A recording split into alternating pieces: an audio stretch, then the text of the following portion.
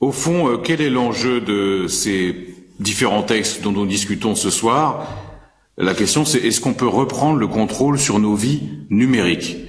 Et est-ce qu'il est possible, est-ce qu'on est capable d'inventer un modèle européen qui soit différent de celui des États-Unis, où il y a vraiment la recherche du profit à tout prix, qui soit aussi différent du modèle chinois, où on voit bien que la technologie est mise au service de la surveillance de masse pour que la dictature perdure. Moi, je crois que c'est possible, à condition d'être respectueux d'un certain nombre de principes fondamentaux, d'être capable de fixer des limites, de fixer un cadre. Et il y a au moins 2 points sur lesquels je pense qu'on peut aller plus loin.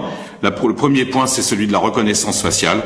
Moi, je partage les doutes qui ont été exprimés par les nombreuses organisations de défense des droits de l'homme qui ont averti sur l'utilisation de la vidéosurveillance pilotée par l'intelligence artificielle qui va limiter de manière totalement disproportionnée les possibilités de mouvements anonymes et qui constitue une intrusion insupportable dans la vie privée, avec en plus des risques parce que l'IA est incapable d'éviter les erreurs d'identification fondées sur le genre, l'âge ou l'origine ethnique. Ça, c'est un vrai problème et il faut un moratoire européen sur la vidéosurveillance, en tout cas sur la reconnaissance faciale. Puis un deuxième problème, c'est, je pense qu'il faut protéger les consommateurs et veiller au respect de la propriété intellectuelle. Ça n'est pas le cas aujourd'hui. Vous avez des plateformes comme Amazon, comme Alibaba, qui commercialisent des produits qui sont contrefaits. Il y a près de 2 tiers des produits aujourd'hui, selon le Bureau européen des consommateurs, qui sont des produits illégaux. Et là, l'Europe, elle doit sévir. Elle doit sévir parce que ça n'est pas aux plateformes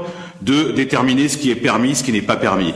Et enfin, permettez-moi, parce que je parle de Paris, de vous dire qu'il faut absolument que les droits des citoyens, le respect de la dignité, le respect des droits humains soient assurés par les plateformes pour qu'on échappe à ce déferlement de haine numérique qui aboutit par exemple avant-hier en France, à ce meurtre abominable d'un enseignant qui était vraiment poursuivi par une fatwa. Donc ça aussi, ça fait partie du débat sur la récupération de notre souveraineté numérique et le respect des droits des citoyens européens.